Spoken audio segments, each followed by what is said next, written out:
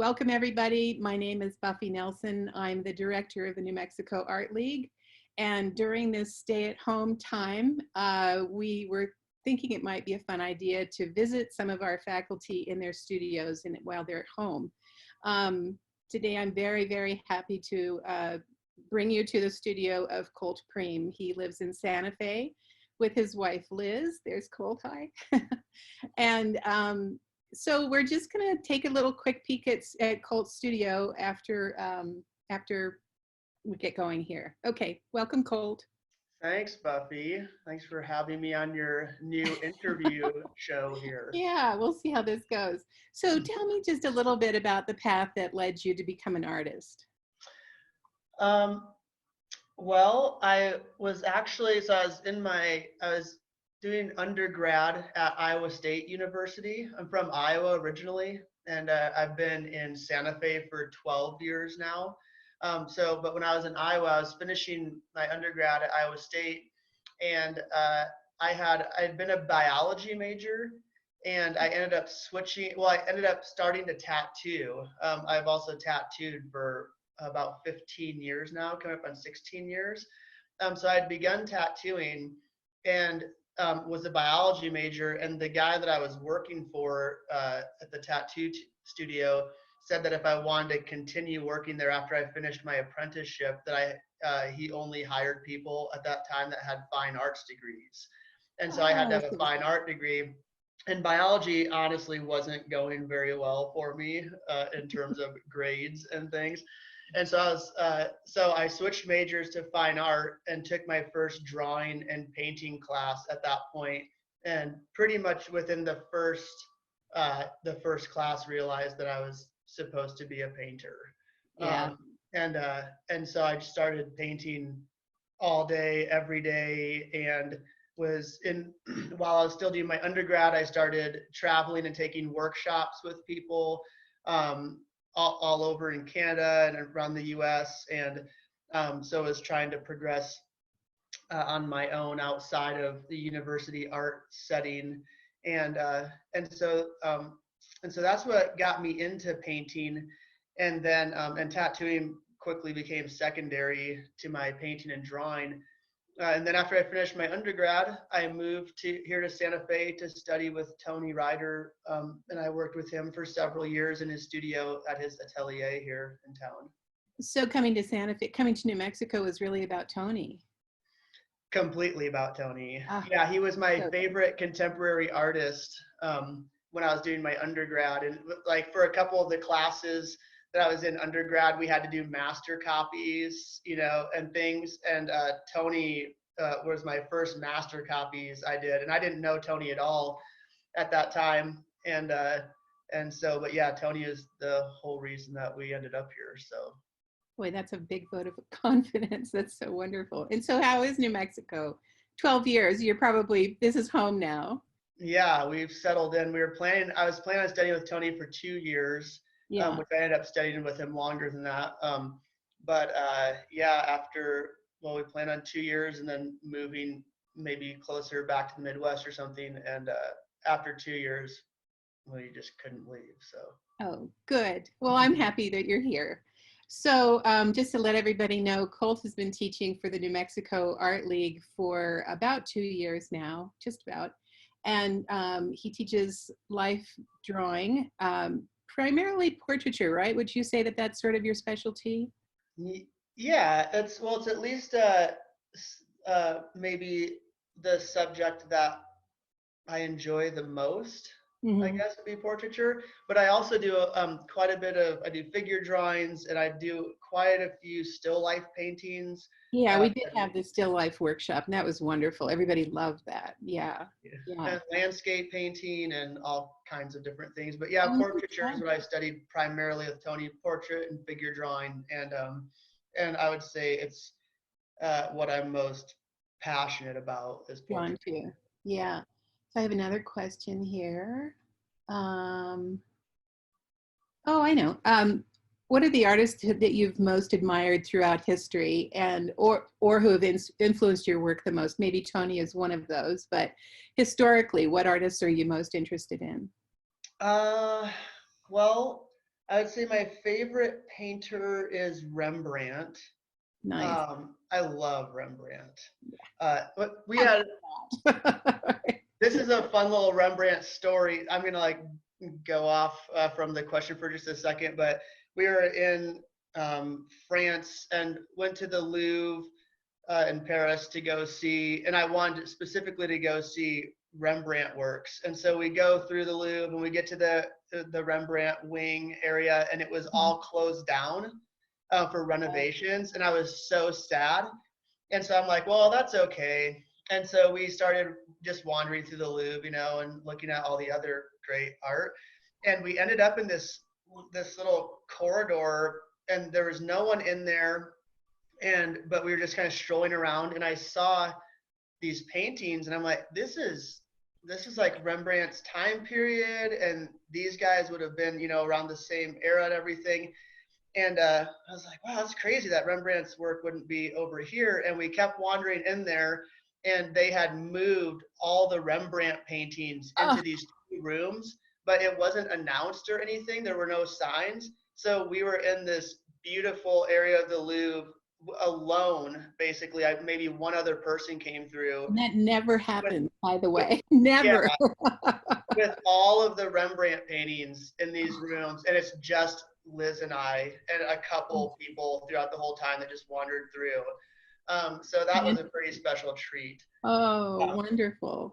but otherwise, besides Rembrandt, I mean, there's lots of different draftsmen. Like I really love Bronzino as a draftsman, and obviously Michelangelo.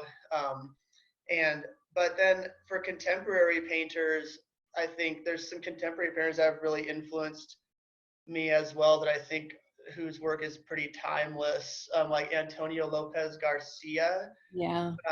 His work, his work has influenced me, but I think besides his work, probably his like you can feel this sort of contemplative nature in his work, and like I feel like he shares a lot of his internal reality with people through his work in like a special way.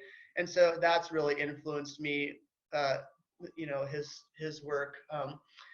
And I mean, I guess I could probably go on and on with different Well, there was it, pictures and it just brought up sculptures. something I was thinking about when you did a demo at the Art League recently, and I know you and I've talked about this. You said something really pretty wonderful about what it means to be working from a live model as opposed to representing something from a photograph or even a two-dimensional surface. Of course, we know all the properties and the flattening elements of a photograph, but you sort of took that idea a little bit farther, and I was wondering if you could talk about that. Yeah, I'm not sure exactly what I talked about, but I can probably guess. So Whatever I you want to talk about is Okay, perfect. I think that working from life is uniquely different than working from photography, in terms of the interaction that happens. And so working from life is besides, well, for several reasons. One is that when you have a model, whether that's a person or an object, or a landscape or whatever happens to be sitting for you in the moment, there's this real exchange that's happening where, especially with a person where um, they're, I think it's really interesting for them because they're getting sort of examined more closely than they probably ever have before. yeah. And but there's this really interesting interaction that happens where I feel like it's this collaborative process, and the portrait is the result of the collaboration, and there's this unique exchange of like energy between the artist and the sitter, and I feel like that interaction that's happening is all sort of being encapsulated uh, and sort of eternalized or something into this, and or culminates in this portrait, I this finished agree. portrait. Yeah. But they're very alive, like I think for that reason, like if you're painting from a photo, and there's nothing against that, and lots of people make beautiful paintings from photos, but if you're Mhm. painting from a photo, you're interacting with a not alive subject, and so there's only so much life that can end up in your finished product. Yeah. But when you have two beings that are interacting and sharing with each other, and all of that goes into the painting or the drawing, and uh, and in a really interesting way, the painting or the drawing takes on a life of its own. It's like it's this love child between the Yes, artist and exactly. the Yeah, reader. no, I totally agree with that. I totally agree with that. That's that little magic ingredient that is hard to describe. And Yeah, the fact that you believe that and you kind of embrace that while you're working, I think is really extraordinary and maybe unique, maybe not unique, but the fact that you are able to verbalize it so well, I think it's really fascinating. well, and I think it's not unique to me. I think it's shared by anyone who cares a lot about painting from life. I Mhm. think that's what's causing that sort of relationship with that kind of work, is is that experience and interaction. And the other thing that I think is really interesting and important to note also is that when we're working from life, like we have this three-dimensional vision or visual experience as with binocular vision, and we actually, we don't just see objects flat, we actually see around objects or people that were, and the interesting thing about working from life is that, and we can actually create or replicate that experience of three-dimensionality with paint and with drawing in a way that I believe is impossible with photography, where we can like really sculpt and create what feels like a legitimate interaction for the viewer when they're looking at our work So beyond what the photograph. do you think that has something to do with what we know is the complete three-dimensional form as we're observing it, and so consequently our translation of that is maybe more informed, that takes it beyond the flatness? Does that make sense? Definitely. Yeah. Well, and it's not even just what we know, but it really is. Like I think Tony would agree with me that when we're drawing and painting from life, we're trying to go beyond what we know, or maybe trying to even lay that aside. I could be misinterpreting what you're saying, but maybe trying to lay that aside and really articulate what we're experiencing, even Okay. if that goes Better way to say beyond our it. sort of knowledge. And and so yeah, I think that when we carefully uh, articulate to the best of our ability what it is that we are seeing from life, that in a really sort of magical way, we can communicate our experience to people that would see our work. Yeah. They can really see through our eyes, not through the lens of a camera. Yeah. Oh yeah. Yeah. Not to short any photography because I'm a massive photo fan. So Yeah. No it's one, no one, just a yeah, and different I don't art want any form. hate mail, it's like, Yeah. if you work from photos, great, keep it up. I bet Well, you do and beautiful even stuff. just photography as an art form is just spectacular. Yeah, So yeah, definitely. There's room for yeah. everyone. So tell me what it is about Tony's approach. And I know you've become really dear friends over the years, and that of course makes the whole mentor situation, so much better. But what is it about Tony's approach to making art that is so unique to you personally? Um,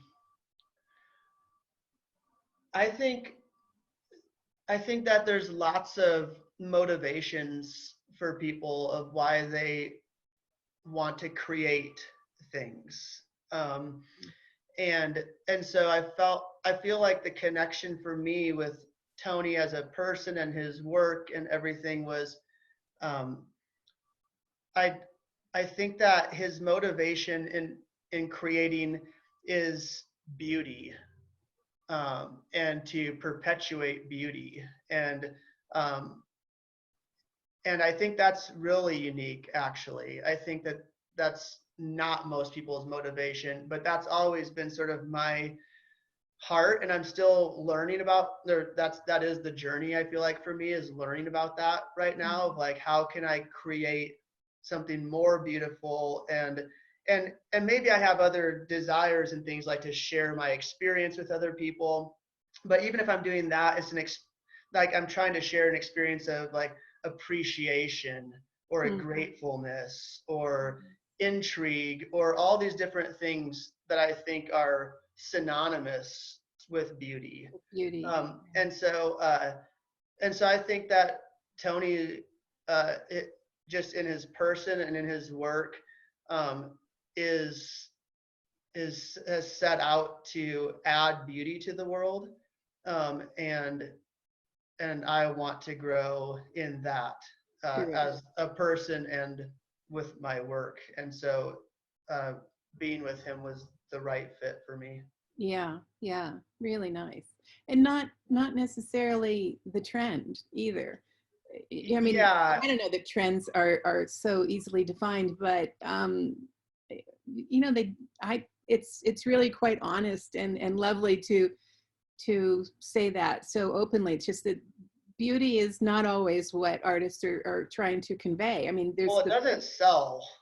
It's oh, like, I'm not so sure about that. well, Yeah, I think maybe yeah, a bit, but I think that there's lots of, I think that there's lots of easy ways um, to kind of engage people mm, on a maybe a bit more superficial level, and like a way that's more entertainment based. And I feel like, for instance, if you're looking at a Jackson Pollock painting, and I actually love Jackson Pollock's no, I painting, do too, but couldn't be but more there's different. something very like entertaining about seeing it. It's not quiet. It's not Active, like it's definitely active. Yeah, yeah, yeah. And I feel like a lot of times beauty can, and at least for me, it can manifest in an infinite, number of ways. But at least for me, when I'm experiencing beauty, it's like in really small, quiet moments, quiet to me. and Yeah, like same and word.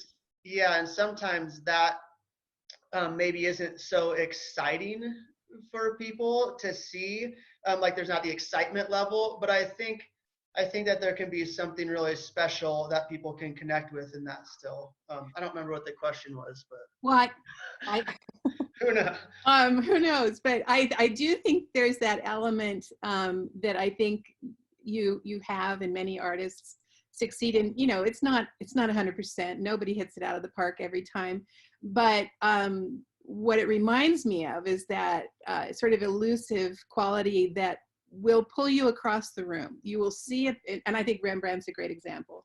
You will see a piece and you just can't stop looking, and you have to go across the room, get there. And that ability to pull someone across the room, even with a very quiet portrait, for instance, or figure, a drawing. To me, drawing is very, very quiet and beautiful often. And I don't know, I see that in your work. And so yeah, I think that all those ingredients create that.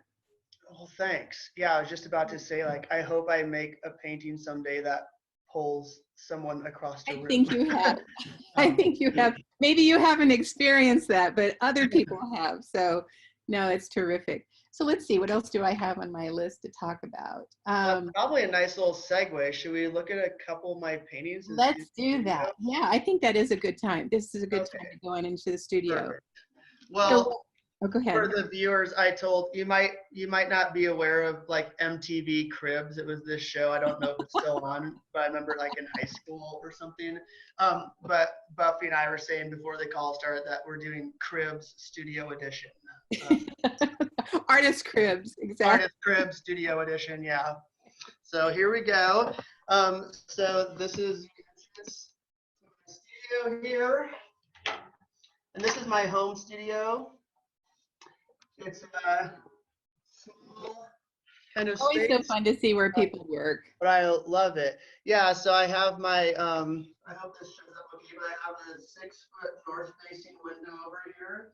And I paint Nice. small, so the space is small and it works good for me. I have my little wall of paintings and drawings, like some latest things The audio is not so good. The audio is not so good. Oh, okay. Now it's great. That's better. Okay, I need to talk to the computer. Okay. But yeah, so the wall behind me is just pieces that I have hanging for either they're recent things that I've been working on, or they are things that I just like to live with and keep around for whatever reason. And so I have a couple of still lifes going right now. In this back corner here, Oh, I good. have a still life of this spine that I found while I was rock climbing. Oh, nice. So What it's, animal is that? Do you I know? don't really know. Um, but yeah, it's kind of an interesting little thing. Oh, And they're this is the very, don't judge this yet. I have, like, I don't show these to people at this stage usually, but this is the beginning of the drawing oh, in nice. charcoal of that. Very nice. Um, and then I'm making this other little still life here. Um, and you can see my little Oh, setup yeah. and the little painting. I'm doing this sort of circle format. Um, and so, but yeah, this is my studio space. And for people who are wondering, the lights up here, I have this black called cinefoil on them. Oh, And right. so if you have your home light set up, you can direct the light really well and kind of control your light scenario. So I'm either painting a natural or artificial light in my studio. And if it's artificial, I use that setup up there to direct where my light's going. Very So, nice. but yeah, that's my studio. And this is So a tell me painting about from, the round format. The round, I mean, granted it's a repetition of the fruits, but yeah, have you worked in that kind of format before? no, but I was just thinking about, I mean, it's not, I'm gonna get us set up here again real quick. Have a little table here. So, yeah, that's not something unique to me. I guess it's other people obviously have done that before. Um, but uh, I was thinking about, well, I was thinking about circles and Yeah. and there's like a whole thing that was going on in my mind with the fruit and everything too. But so I was thinking about circles and sort of like creating this composition of this sort of like interacting circular Yeah. shapes. And so that's how I ended up with that specifically. So So what's the combination? I mean, being an artist and a rock climber and a tattoo artist, how do those different elements of your life intertwine, or is it just who you are, parts of you? well, yeah, I think they're all creative outlets. And some people, I really envy people who are really focused in their creativity. And like there's people who are just like really passionate painters or draftspersons or photographers, and they just do so much of that. And and I love painting, but I love tattooing, another visual art form, and climbing is as much of a creative activity for me as painting or tattooing. And I definitely climb as much, if not more, than I make visual art. So And it's a so, balance. yeah, they're all just creative outlets for me. And I sort of vacillate between I'll be maybe in my studio a lot for a while, and then I'm in the mountains a lot, or Yeah. I'll be tattooing more, or I just kind of follow um, wherever I sort of feel my, and this probably isn't a good practice for a lot of people, but wherever I sort of feel my like excitement leading me and what I'm feeling, I like to think of it as like following the psych. Um, so whatever I'm feeling psyched about, I just kind of take that as I'm being led in that direction at that time for whatever And it's the reason, right and so thing. I'll just focus on that when it seems appropriate. So So do you want to talk a little bit about Renaissance Life, your website? yeah, I'd love to. Okay. Um, so yeah, I have a nonprofit that I started up a handful of years ago called Renaissance Life. And the idea with Renaissance Life was I was afforded this really amazing experience and art education with Tony that is inaccessible to a lot of people for a variety of reasons. not least of which is financial reasons for a lot of people. It's really Mhm. expensive to go through programs like that and things. And so I had this idea that I could share this information with people who maybe couldn't afford or didn't have, for whatever reason, couldn't end up in Santa Fe studying with Tony Ryder or Mhm. with other masters. And so I started creating tutorial videos. Um, and I shared the idea with Tony, and I had already kind of launched it and got into it, and I shared it with Tony, and Tony said he would love to be part of it too, and so we Uh-huh. started filming with Tony, and so we have, I'm not sure how many videos are on this site now, but there are quite a few full-length tutorial videos, both with myself and with Tony Ryder, and all the resources are free. In the past, we've charged minimal prices for them, but just to help sustain the work. But then just recently, I just decided these just need to go back to all being free. And so all the resources are free, and you should utilize them because it's like this gold mine. And I will, yeah, I agree. I have to say they're exceptional and they're beautifully produced, and it's your generosity is beyond compare. I really think it's something to be applauded. Yeah. And of course, I do have to say that the Art League, we do charge for our classes in order to keep Yeah, everything going. And I know it's, there's always this situation you want to give as much as you possibly can and keep everything really affordable or free, which is exceptional. So thank you for that. Yeah. sure. Yeah. And it's important to stay afloat, and so Well, that's the tricky especially thing with right now, it's all right. that's the tricky thing with free resources. And so there is on there, I encourage people, if they're using the resources, they can contribute, and we're a nonprofit, and that helps us to produce more resources. Um, Absolutely. but Absolutely. and Tony's been so generous in participating. He doesn't charge anything to participate, and it's just, I mean, this is like one of the best teachers and painters in the world, and the tutorial videos are free. And I think that the unique thing, like there are places like the Art League, and and I mean that's why I am in relationship with you, and I'm participating with what you're doing, because I love your vision and what's happening there. But it's like the resources that we're offering. Also, I think it's important for people to realize is these are just it's great information, but it's just getting your feet wet, and there's no Yeah. substitute for like being in a room with someone. I And completely agree with you. Yeah, yeah, it's and so it's it's it's sort of critical. like what you were talking about before, that interaction between a model and the subject and the artist. And I think working and in also developing a sort of a mentor relationship is very personal, and you have to be in the same place. Yeah. So So yeah, it's a yeah, whether jumping off point. It's a very good point. Yeah. yeah, so whether it's the Art League or and Tony Ryder has the Ryder Studio School in Santa Fe, which is his atelier, and it's just like an unimaginably wonderful environment there too. But it's so what we're offering, and I think the reason that Tony and I are both so willing to just do this without any charge for people at this point now is just because we want to share the information and want people to be able to grow in their creativity and as draftsmen and artists, but also it's just an introduction into these practices and things. And I think the next step is really spending actual time, with people and learning I agree. together, and that's just a whole new rich And experience. I think it's also really it's indicative of artists' true nature in terms of developing a community, because I mean, it's easy to say artist community, but it's actually harder than you think, because it is a solo venture.